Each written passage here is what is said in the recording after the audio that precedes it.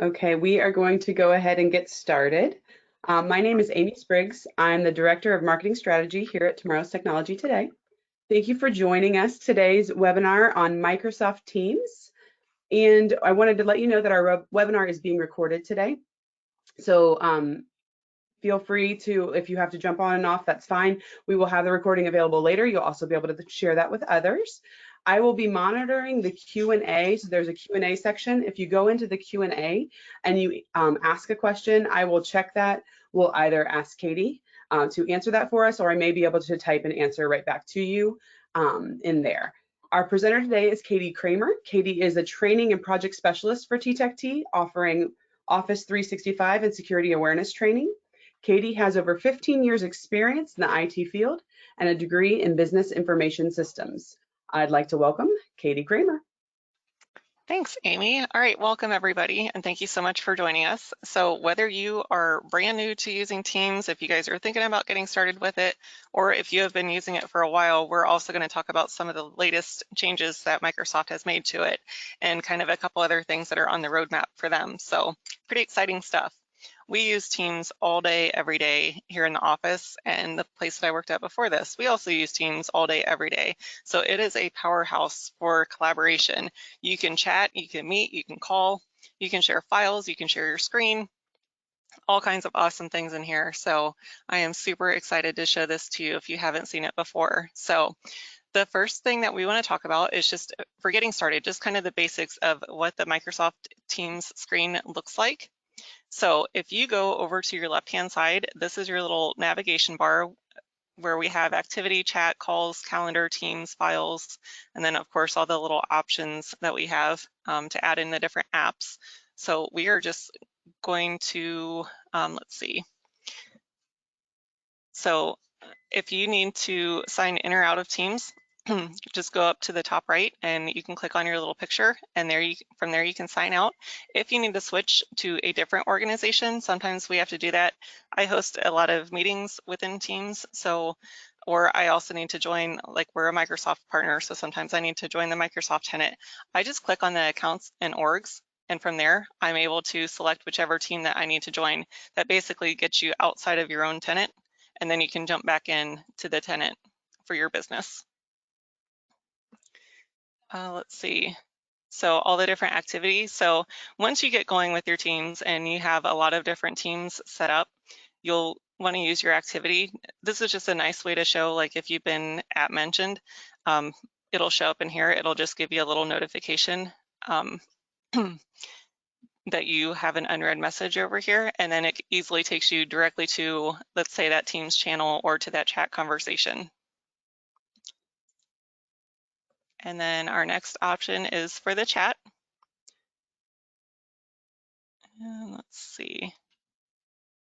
So if we just look at the chat with Amy that we have, so here I can go down to the bottom and start a new chat. So the nice part is this is really taking the place of email. So you are able to instant message each other back and forth rather than passing an email back and forth. And that's especially important if you are emailing with a whole group of people. Now you have one place, everyone is looking at the same file. If you're using Microsoft 365, multiple people can access that document at the same time. Down below where you have the message, you can format. So if you want to put something in bold, if you need to highlight, all those kinds of things, just like you do in an email, it's all right there for you. If you need to change the importance of the message, you can do that from here. If you want to attach a file, click on the little paperclip. That's going to give you the option, if you have your files saved in OneDrive, which is great, you just click on the OneDrive and that'll bring up the window and you can find your file, or you can also do upload from my computer. That's going to bring up your file explorer and you can attach the file from there. Once you have the file shared with the person, you can also click on the Files tab, and that's going to show you all the different documents that you've shared with that person. And then you also have the option for emojis and GIFs, which is one of my favorites. That's normally how I start every Wednesday. I always put a GIF out there, letting people know that we're halfway through the week. So I'm going to jump in things up a little bit. What's that?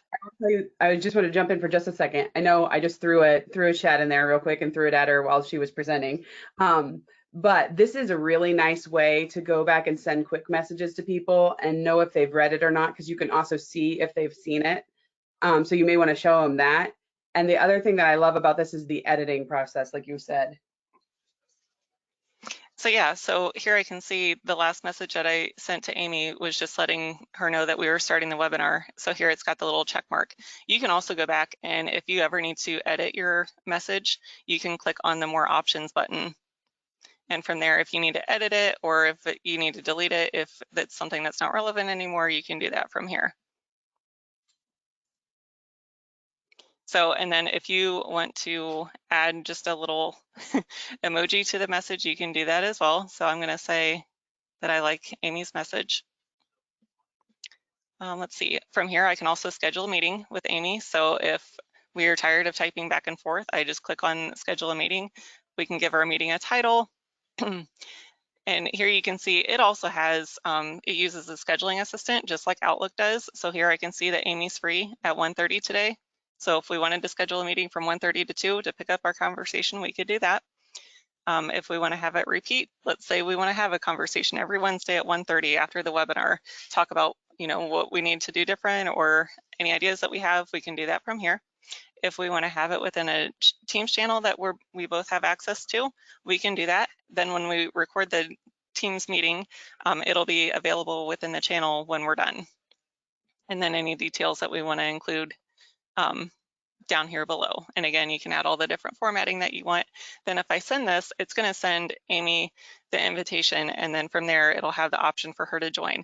Keep in mind, anytime that you have a Teams meeting, it doesn't matter if it's people outside of your organization, they've never even heard of Teams, it doesn't matter. They are able to hop on and join that meeting as a guest. So they just won't have all the different bells and whistles that people who have the Microsoft license would have. You are also able to join from a Windows PC, or if you use a Mac, if you use Android phones, iOS, all the different, every type of device is able to join a Teams meeting. So we'll close out of there. Let's see, what else do we have here?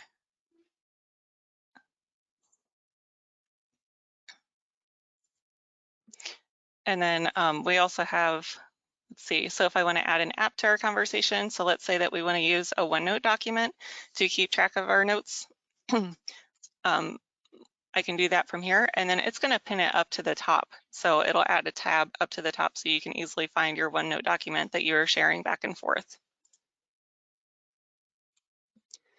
If we want to start a video call, again, if we'd rather not schedule a meeting and we're tired of typing and we would rather be able to see each other face to face, read each other's body language, kind of see what we're thinking about things, we can do that from here. If we prefer just to do an audio call, this comes in really handy, especially if bandwidth is an issue and you don't want to keep using, like sending the video stream to someone, but you need to talk to them, give them a call this way. Let's see, so if I want to do screen sharing, Amy, are we okay to show the screen sharing option? Sure thing. Okay, so if I click on screen sharing, and let's see, so here it's going to bring up all the different windows that it is able to detect. So this is what it looks like on my computer. So if I share screen number 2, that's what Amy's going to see now. So we are able to share screens with each other, which comes in very handy if you, if you can't send a file or something like that, but you want them to be able to look at the document, you can do that. And no, we don't want to talk. So I'm just going to leave that. I just wanted to show you how easy that was. So again, that's going to be just a little box with the arrow in it.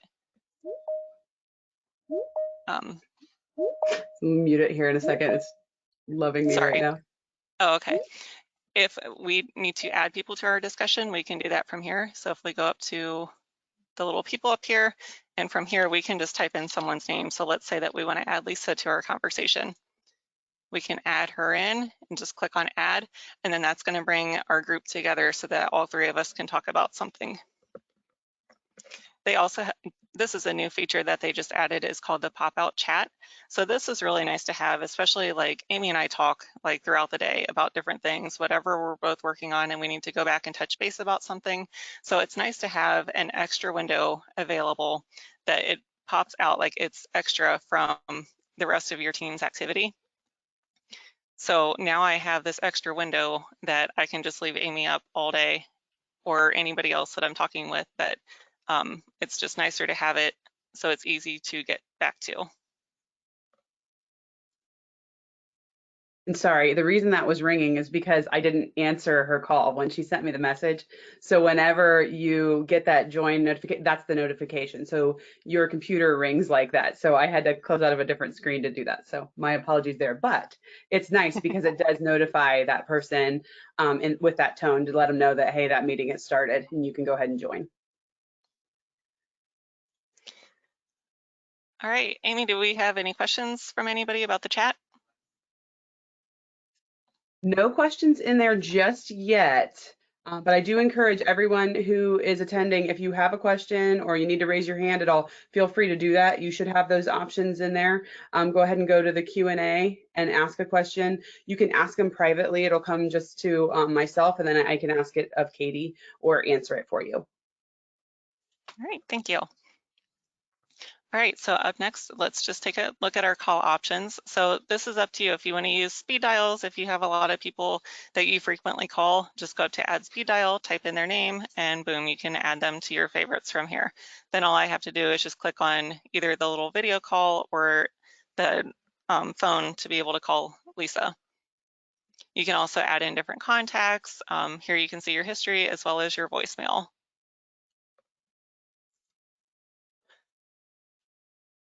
So calendar, so you have two different options when it comes to how you want to do any type of meeting. So you have the option to do a meeting,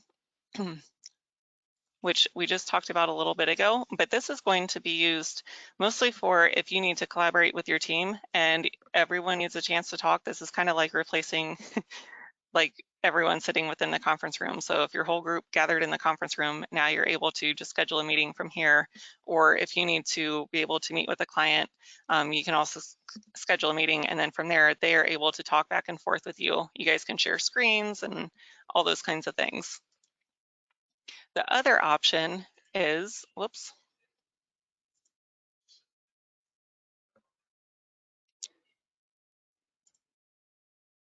The other option is to do a live event. So this is mostly used for anytime that you're doing a webinar, or if you need to get out a one-way message to your team and just be able to blast it out to your whole team.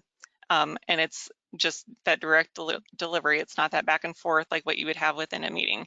So from here, you just go in, you give it a title, give it the start date, start time, those kinds of things, details about the meeting, put your agenda in here. And then from here, you also have all the different roles.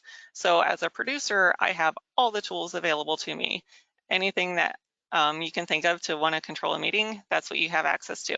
The presenter, on the other hand, they have very limited options. So, but it is nice to have both of those roles. So if you have someone that's running the meeting, they're going to be the producer, and then if you have someone that's going to present, and you can add as many presenters as you want, then there's also the option for just an attendee that they just hop on and they're just able to watch whatever you're presenting to them.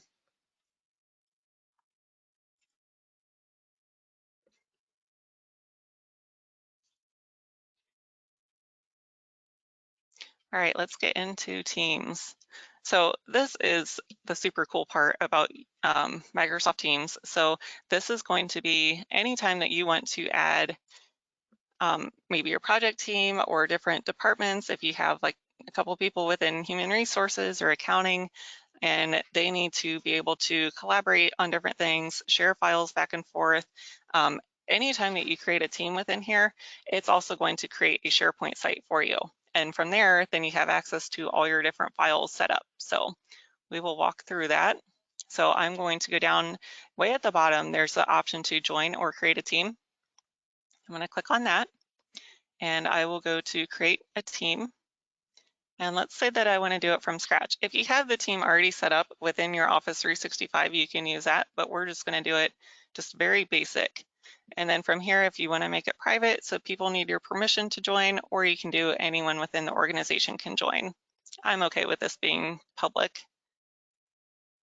Let's give it a name. So we'll say Katie and Amy for our team. And let's click on create. Tells us we're doing a good job, so that's awesome. Let's see. And I'm going to invite Amy to our team. Click on add. And from here, I can give her the different permissions. So if I want her to be able to add other people, I'm going to make her an owner. Otherwise, if I just want her to be a contributor, I'm going to just keep her as a member. So we'll just keep her as a member for now. And you can always go up and you can manage your channel if you ever decide that you want to change anything. So from here, I can go down to new conversation, click on that. Anytime that you want to @mention someone, it's going to make their name in bold, and it's also going to just be a little bit of more of an attention grabber. And this is going to be what makes it show up for activity and show that they have an unread message. And I can say, did you see that report? I don't know what report we're talking about, but that doesn't really matter. That's just to get something out there so that you can see that's how the @mention works within Teams. Same thing as what you do within Outlook. Let's see. So from here, again, if any files that we've shared, you just go up to the Files tab. And here you can see too the little notification when Amy mentioned me back. Pops up. So, and you have control over all those different settings too. So however you want to be notified, you can go up to your profile picture and go down to the settings and you can change however you want to be notified. Go to settings and notifications, and here are all the different options for however you want to do it. So if you want it to play a sound or you just want the little visual to pop up for a second, you can do that. You can also set it so that you get these missed activity emails. That's kind of nice to have, especially if you get a lot of notifications within Teams. It will just send it to you. Once you have that email, you can click on the link and it'll take you to that Teams conversation. While we're in here, let's just take a look at some of the other settings. Of course, any kind of theme that you want to have, those are pretty standard with Microsoft. Let's see. Devices, so this is nice to have, nice to know where this is. So if you want to switch between your computer microphone or if you are using a headset, you can do that from here. Calls, how you want that to work.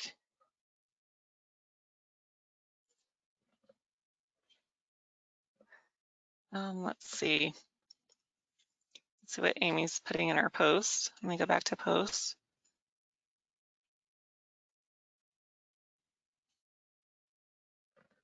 So here I can see that I have a message from Amy just letting me know that she put our business cards in the files. So if I go over to files,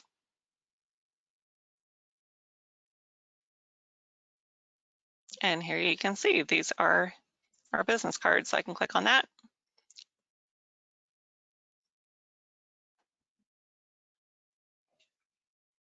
And there's our new business cards. Close out of there. So as I mentioned before, once you create that Teams channel from here, let's see, I'm going to search for it so you can see how that works. Sometimes it takes a minute too for it to show up, so I might have to show you a different one.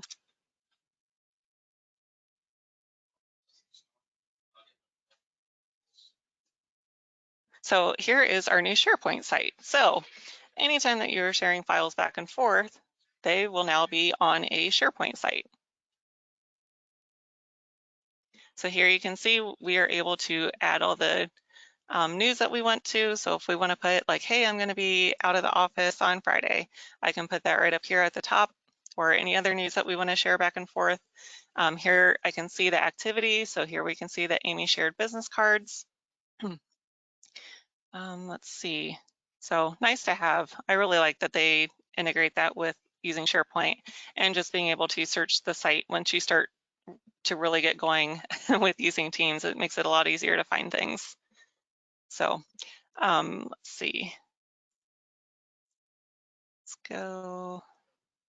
We did have one question. I went ahead and answered it, but it was just asking if they were going to be able to go back and watch.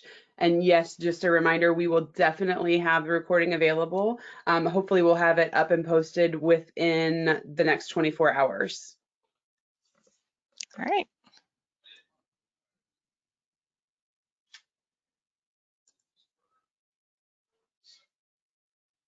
Let's see. So if I go to up to the three little dots and manage channel, here is where you can go in for all the different permissions that you want to have within your channel, who's using it, all the different apps that are tied to it. Let's see. Let's go back. If I want to add people, oops. If I want to add people, I can just go up, click the three little dots, click on add member, and I can type in someone's name and be able to add them to our new team. So let's say that I want to add Lindsay. Click on Lindsay and click on add. And again, if you want to change permissions, you can do that. But now Lindsay is also in our nice little team here. So let's see, if I want to add a channel, so up here a little bit, if you see the public webinar channel, here you can see I started to add other channels beneath that. So if I click on add channel, that's just going to file it right underneath there. So by default, it comes with the general channel, and then this Microsoft Teams National Technology Day and the SharePoint and OneDrive, you can see that it comes just right below that. I can click on add. And I just added test as an option. So let's see. So a couple other things that I wanted to talk about. So I mentioned earlier that Microsoft Teams has been rolling out some new features. So one of those new features is called Together Mode. So this is for when you're in a meeting, and rather than just having like the Brady Bunch look where it just has like a picture of the individual, you are actually able to go to your three little dots and go to settings. And from there, you can set it to together mode. That's going to make it look like you are sitting all within, I think you can do an auditorium. There's a bunch of different options that you can do, however you want to all sit together, just so it looks like one big crowd. The thought was with everyone kind of being separated during this time, that gives people that feeling of togetherness. So it's pretty cool to use. You might have to check it out. I don't know if we want to do it from here just because I don't want to cause any issues with our webinar going on right now. But let's see. I just wanted to mention that that is out there. You also have the option anytime that you are doing a video call with someone. Let's go back to Amy. And Amy, I'm going to send you a video call so that they are able to see this option. But I love that I'm able to edit the background settings because sometimes you just don't want people seeing like what's going on behind you. So it's also kind of nice to have. I'm gonna mute my mic.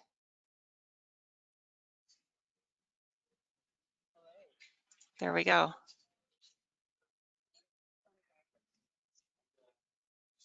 Perfect. So if I go to apply background effects, and obviously my camera is already in use with doing the webinar, but I just want to show you all the different templates that are built in.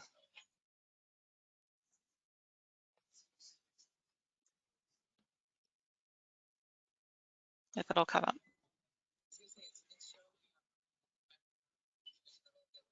Yeah, that's true. But just so you know that it's there. There we go. There's Amy.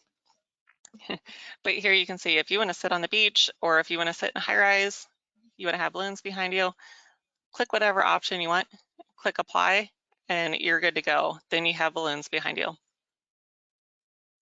I'm going to leave that because that's really annoying with the feedback. So let's see, what else do we have? So something else that Teams started to add in, and you may have noticed it, is if you are sitting within a Teams meeting and it had the option to do breakout rooms, the thought is that if you have one big meeting and you're having like this massive project going on, but it's set up so that, let's say that you have 4 or 5 people on different parts of the project. So you're able to all come together. They can do one big call to the hall kind of thing where they just deliver like the big message about what's going on with the project. And then you need to have like separate little project team meetings. You are able to set up those separate rooms.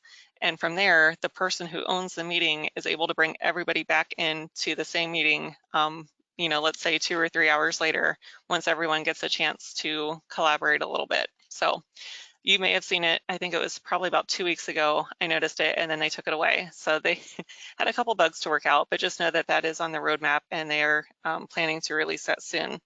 Another announcement that I want to make sure we get out there is that Skype for Business is retiring on July 31st of this year. So I know that there are a ton of people who use Skype. So just letting you know, Teams is kind of your alternative to that, kind of your next step. So if you have any questions about getting your team set up with it, please feel free to let us know. Also, Katie, we did have another question here, and it said much Okay. of this looks like things we would currently do in an email or by phone. What is the main advantage of you see using Teams versus other methods of communication? I have a few ideas myself, but I'll let you answer. Oh yeah, I was going to say I have so many ideas. So the big thing is this, since this is part of Microsoft 365, it makes it so much easier to collaborate. So let's say, and we do have an example of this, that in our public webinar channel, we use a Word document that we share back and forth, and we both access it just whenever we get a chance to make an update. So from here, if I go to Files, and this webinar titles and promos, so a few of us in the office all have access to this document, and sometimes we need to just hop on, grab something from it, make an update to it, whatever it might be. And then if we need to be able to share a comment about it, the whole team has access to it, like real time, basically. So I can see, like, if Amy is also within this document, it's going to show up at the top, just like any other Microsoft 365 application. It'll show her initials at the top that she's also editing. So, and if I want to, I can also open this in the desktop app, or I can leave it within Teams. But basically, it's kind of nice to have just that one spot. And ultimately, I think it can get kind of away from doing email and the phone and all your different Microsoft applications. Like, you can have everything all within Microsoft Teams. So you are able to, like I said, this is actually a Word document, but it's within Teams. So you can have everything right there. As far Yeah, as and getting, go ahead. it lets you, like she was saying, it lets you do everything real time. So you don't get that when you send an Excel file, they update it, but they don't send you the most recent updated one. And then you start working on the other one that wasn't updated. It completely clears that, which is fantastic. That alone is great, but it's much more real time. You don't have to wait around quite as much. Email is fine, but I can answer my Teams really quickly. It does allow the app, like I answered earlier, that call from my phone, so I can have it on my phone and I can turn it on and off as I wish. So like if you're someone who wants to turn off work after 5 p.m., you can turn it off and you can set business hours for it. Which I love. I don't get any notifications through my Teams before 6:30 in the morning because I've decided that I don't want any notifications before 6:30 in the morning. I don't get any after 7 p.m. because I've decided I don't want any after 7. Now, you can set that to whatever you want. So I think those are some of the advantages to that. But you can also, like I said, it's just quicker. It's just more responsive and easier to just instantly touch. It's like being in the cubicle beside someone without actually being in the cubicle beside someone. Awesome, great answer. Go back and see if we have any others. Okay, and so here you can see, as I mentioned before, so if Amy was to be in this document, that you would see her initials. So here she is, she's right here. And then within the document itself, I can go down here, this little blue line, that's Amy. So, and it's got her name right next to it. So if you have, let's say, 6 people all working within the same document, and I've had to do that before, where we're all working on a project status report. It's like everybody, you know, everybody get your hands in it and start updating. Everyone's got their projects to update. So we need to know who's where and what's been updated. That's a really nice part about it. The other thing is, kind of as we get away from the traditional desk phone, like actually sitting on your desk, you are able to make your calls from Teams. Yes. So that's also really nice to have. So then that way you don't have to worry about the extra equipment or the extra dealing with your phone or knowing how to use it or those kinds of things.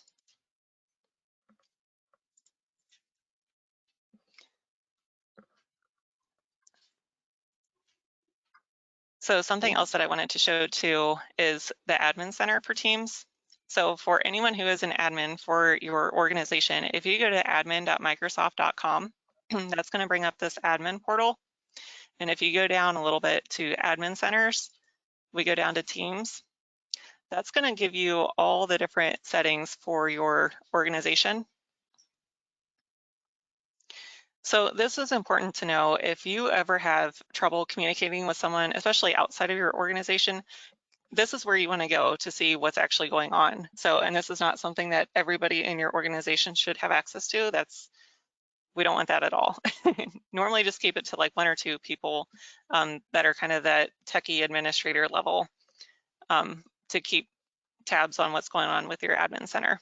But I just wanted to let you know that that's where it is, and this is where you would go anytime that you need to double check external access, or maybe you need to blacklist somebody or whitelist somebody.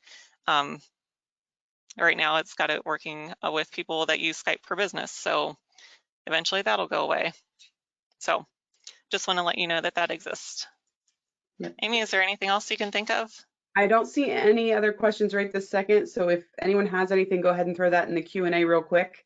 We'll hold on a couple seconds here, but aha, I just got one. This is what happens when you ask, you shall receive.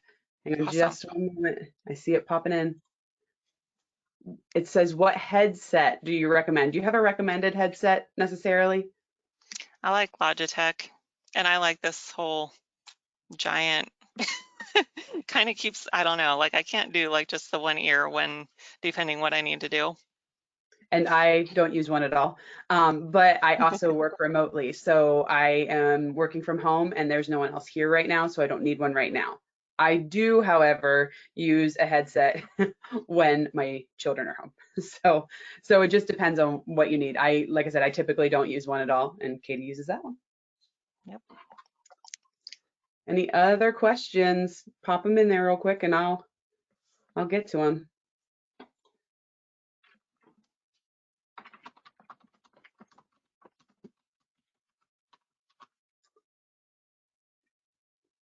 All right, it doesn't look like we have anything more. So Okay. I think you did a pretty good job going over the basics of Teams. There's enough to go over for hours and days, but a good overview. Good. All right. Thank you guys so much for joining us. Thank you. Have a great day.